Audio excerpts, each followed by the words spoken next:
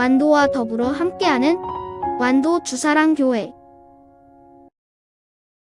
오늘 우리에게 주신 하나님의 말씀은 요한계시록 1장 9절에서 20절까지 말씀입니다. 요한계시록 1장 9절에서 20절까지 우리 하나님 말씀 한 절씩 교독해서 읽겠습니다. 나 요한은 너희 형제여 예수의 환난과 나라와 참음에 동참하는 자라. 하나님의 말씀과 예수를 증언하였으므로 말미암아 밤모라 하는 섬에 있었더니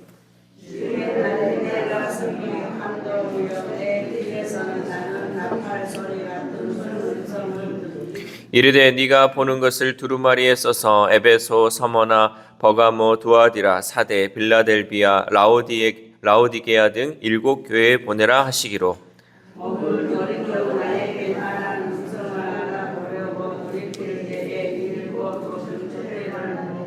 촛대 사이에 인자 같은 이가 발에 끌리는 옷을 입고 가슴에 금띠를 띠고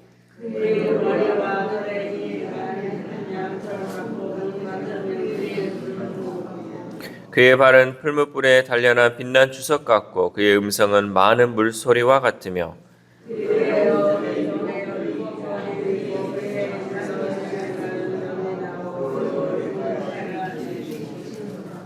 내가 볼 때 그의 발 앞에 엎드려져 죽은 자 같이 되매 그가 오른손을 내게 얹고 이르시되 두려워하지 말라 나는 처음이요 마지막이니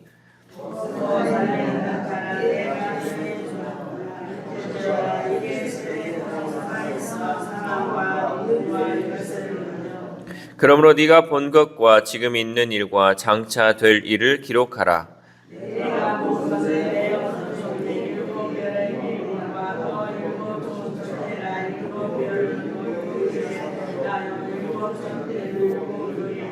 아멘. 할렐루야. 오늘도 하나님 주시는 말씀을 통하여 오늘 하루 하나님의 은혜로 살아가는 귀한 하루 되시기를 소망합니다. 오늘 본문은 이 요한이 직접 본 예수 그리스도에 대한 묘사와 예수님이 명하신 사명에 대한 설명이 중심 내용을 이루고 있습니다.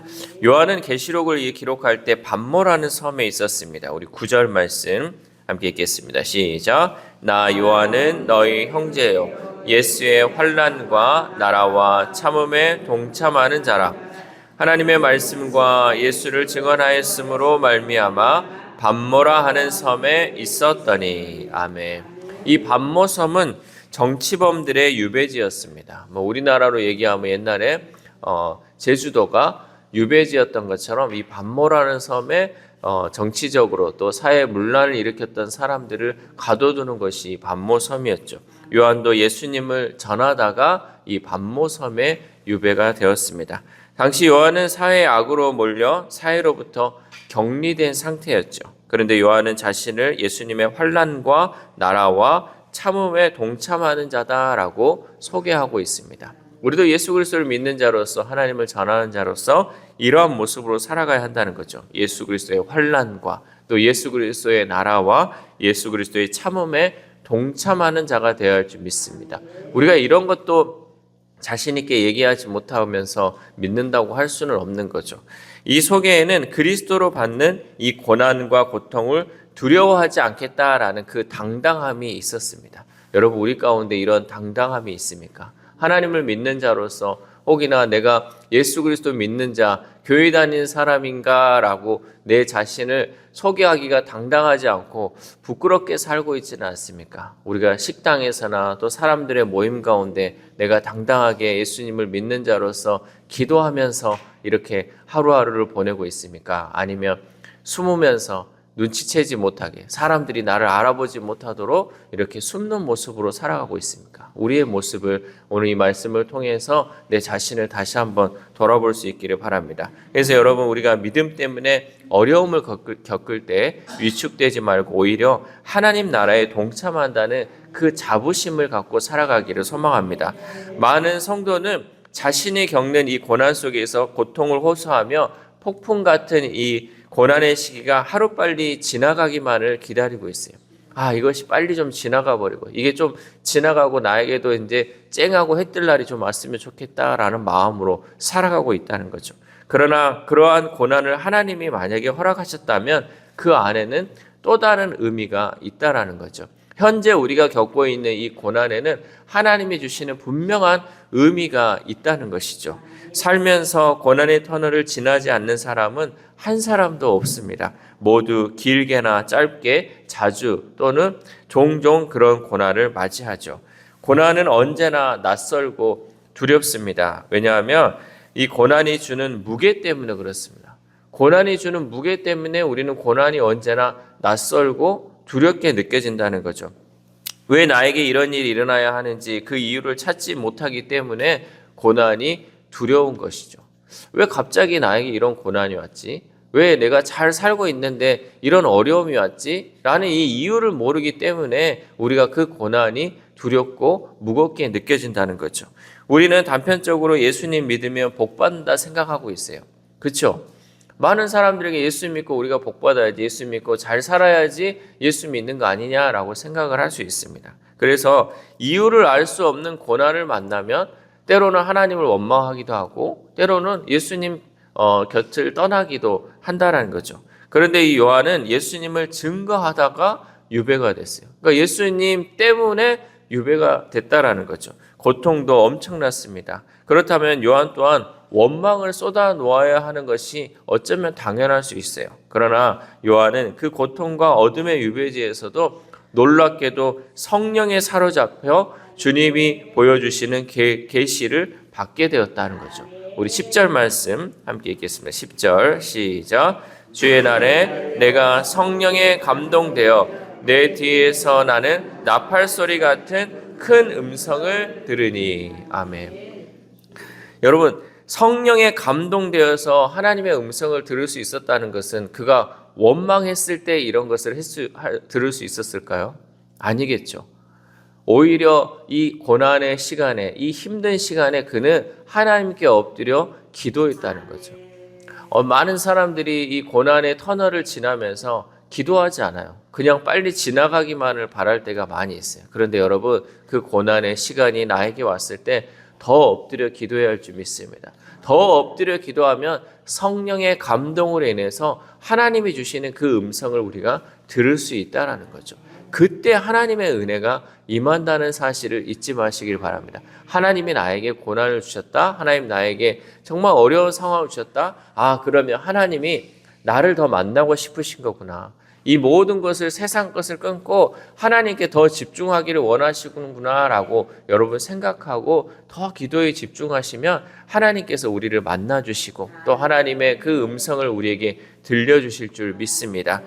이 나팔소리, 성경에서 이 나팔소리는 주의를 환기시키고 상대를 일깨울 때 울려 퍼지는 소리가 이 나팔소리입니다. 그러니까 지금 모든 것들을 다 잠재우면서 집중해라. 모든 것을 다 지금 자고 있는 것을 깨워라 할 때 이 나팔 소리가 울려 퍼진다는 거죠.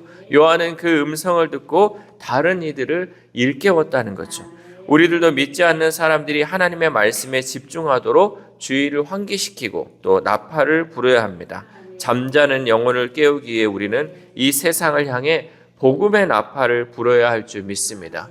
여전히 우리는 많은 사람들이 예수 그리스도를 알지 못하고 또 이 마지막 때를 살아감에 있어서 하나님을 알지 못하는 사람들에게 이 복음의 나팔을 통하여서 그 잠자는 영혼, 죽어가는 그 영혼을 일깨워야 할 줄 믿습니다.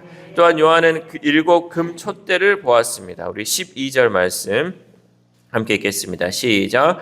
몸을 돌이켜 나에게 말한 음성을 알아보려고 돌이킬 때에 7 금촛대를 보았는데. 아멘. 7 금촛대는 소아시아의 7 교회를 의미하며 나아가 이 땅의 모든 교회를 상징하고 있습니다. 단순히 7 교회만을 위해서 외친 것이 아니라 오늘날의 모든 교회들을 의미하면서 이 교회들이 이 말씀을 들어야 한다라는 그 의미로 얘기를 했다는 거죠.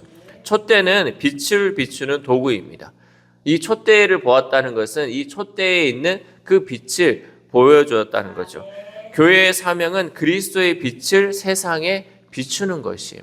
우리가 어떻게 그럼 세상에 이 빛을 비출 수 있을까? 우리의 아름다운 선행을 위해서 또 우리가 아름다운 일들을 감당할 때 우리는 세상에 빛으로 나올 수 있는 거예요. 여러분, 뉴스를 보면 다 암울한 이야기밖에 없어요. 어두운 사건들밖에 없어요. 뭐 살인 사건, 뭐 정치적으로 사기친 사건 이런 거밖에 없어요. 그런데 교회가 그 가운데에서 아름다운 일들을 감당하며 나아갈 때 교회는 세상의 빛의 역할을 감당할 수 있다라는 거죠. 여러분 뉴스를 보다가도 가끔 이 훈훈한 이야기를 들어보면 마음이 따뜻해지잖아요. 또 세상에 정말 참 어두운 세상 가운데 저 빛과 같은 일이 아직도 있구나라고 우리가 볼 수 있는 거잖아요.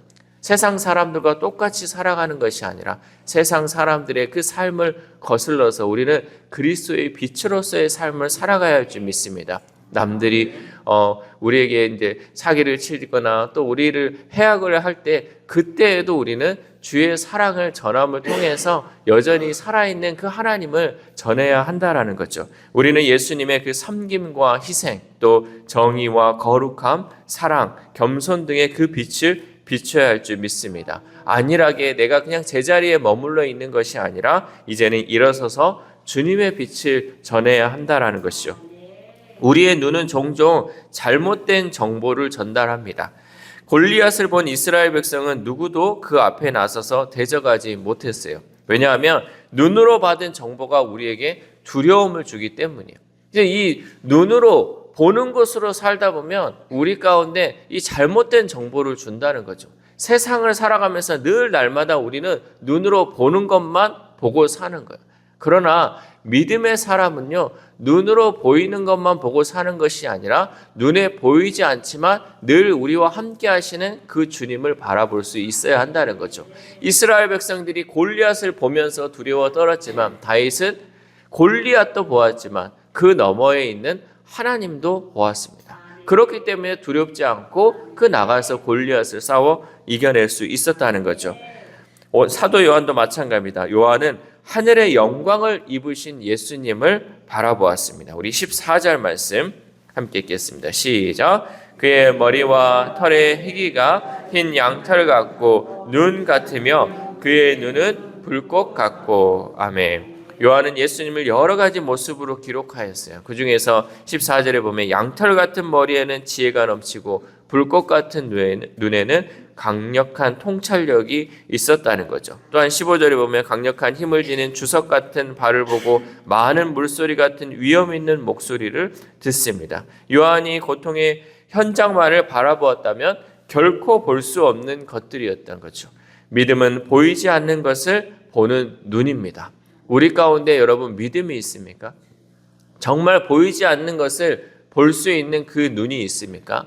오늘 하루를 우리가 살아갈 때 이러한 눈이 있기를 소망합니다. 정말 눈앞에 보이는 것으로 끝내지 마시고 눈에 보이지 않는 것을 볼 수 있는 그 눈에 그 믿음을 키워나갈 수 있기를 소망합니다. 마지막으로 요한은 주님의 영광 앞에 엎드려져 죽은 자와 같이 되었죠. 우리 17절 말씀 함께 읽겠습니다. 시작. 내가 볼 때 그의 발 앞에 엎드려져 죽은 자 같이 되매 그가 오른손을 내게 얹고 이르시되 두려워하지 말라. 나는 처음이요 마지막이니. 아멘. 우리는 감히 그리스도의 영광 앞에 설 수 없습니다. 왜냐하면 그리스도의 영광이 너무나도 강하기 때문에 우리는 그 앞에 설 수 없습니다. 인간은 그리스도 앞에서 자신의 것을 뽐내며 자랑할 수 없는 존재입니다. 또 이것은 하나님의 위엄과 영광에 압도된 자로서 취할 수밖에 없는 마땅한 행위, 죽은 자와 같은 그런 삶을 우리가 살 수밖에 없다라는 거죠. 따라서 우리는 주님 앞에 서 있는 자로서 겸손한 태도로 하나님을 높이며 예수 그리스도를 높이며 찬양해야 할 줄 믿습니다. 노아는 120년 동안 사람들의 조롱 속에서도 방주를 완성했습니다. 요한은 자신이 본 환상이 이성으로 이해할 수 없는 것임에도 불구하고 다른 사람의 이목을 생각하지 않고 그 계시록 내용을 충실히 기록하였습니다. 우리도 마찬가지입니다. 노아나 이 요한처럼 사람들의 조롱과 박해에도 그 사명을 이룰 때까지 확고한 믿음 또 확고한 신앙의 또 진보를 이루어야 할 줄 믿습니다. 사랑하는 우리 주사랑교회 성도 여러분, 하나님이 허락하신 고난이 주는 의미는 결코 고통만 있는 것이 아닙니다. 고통의 이면에 있는 고난의 그 속을 우리가 바라볼 수 있어야 한다는 거죠. 고난의 그 속에 있는 것은 우리가 믿음의 눈을 가질 때 그것을 볼 수 있다는 사실입니다. 보이지 않는 것을 보는 믿음의 눈으로 볼 때 우리가 하나님의 그 뜻을 이해할 수 있다는 거죠. 오늘 하루를 살아감에 있어서 우리는 우리 눈에 보이는 것에 집중하는 삶이 아니라 눈에 보이지 않지만 우리를 인도하시고 이끄시는 그 하나님을 바라볼 수 있는 믿음의 눈으로 하나님의 역사를 바라보는 저와 여러분 되시기를 주님의 이름으로 소망합니다. 기도하겠습니다. 하나님 감사합니다. 오늘도 우리 요한계시록 말씀을 통하여서 우리가 가져야 할 것이 무엇인지를 깨닫게 하심에 감사를 드립니다. 하나님, 우리가 늘 눈에 보이는 것에 집중하며 또 눈에 보이는 것에 좌우되는 삶이 아니라 눈에 보이지 않지만 늘 존재하시고 눈에 보이지 않지만 늘 우리와 함께 하시는 그 하나님을 바라볼 수 있는 눈을 허락하여 주시옵소서. 그래야 당장의 어려움 가운데 우리가 고통하며 절망하며 두려워하는 것이 아니라 눈에 보이지 않지만 늘 우리를 이끄시는 그 하나님을 바라봄을 통하여서 소망을 가지고 인내를 가지고 꿈을 가지고 살아갈 수 있는 우리 주사랑 공동체 될 수 있도록 도와주시옵소서. 날마다 그 하나님과 동행하기를 소망합니다. 날마다 그 주님을 만나기를 소망합니다. 하나님, 우리 가운데 함께하여 주심을 통하여서 하나님, 날마다 말씀 가운데 거하시는 그 주님을 바라보게 하시고 우리의 삶 가운데 늘 우리와 함께 하시는 그 주님을 바라볼 수 있도록 도와주시옵소서. 특별히 아픈 환우들 가운데도 주님 함께하여 주시고 여전히 우리를 도와주시고 우리와 함께 하시는 분은 하나님밖에 없음을 고백하며 하나님 믿음으로 그 하나님과 동행하며 나아갈 수 있는 우리의 환우들의 삶이 될 수 있도록 도와주시옵소서. 또한 우리의 자녀들, 우리의 다음 세대들 하나님, 우리가 세상에 보이는 것에 집중하며 살아가지 않게 하시고 늘 눈에 보이지 않지만 우리를 이끄시는 분은 오직 하나님밖에 없음을 바라볼 수 있는 그 믿음의 눈이 우리 자녀들과 우리 다음 세대들 가운데 함께 할 수 있도록 도와주시옵소서. 또한 오늘 하루를 살아갑니다. 하나님, 오늘 하루의 삶이 정말 하나님과 동행하는 삶 되기를 소망합니다. 우리에게 하나님 믿음의 눈을 허락하여 주시옵소서. 그래야 하나님, 우리가 보이지 않는 것도 볼 수 있는 눈을 허락하여 주시옵소서. 그래 정말 살아계신 그 하나님을 바라보게 하시고 하나님을 찬양하게 하시고 하나님께 영광 올려드리는 귀한 하루 될 수 있도록 도와주시옵소서. 이 모든 말씀 우리를 구원하여 주신 예수 그리스도의 이름으로 기도드립니다. 아멘.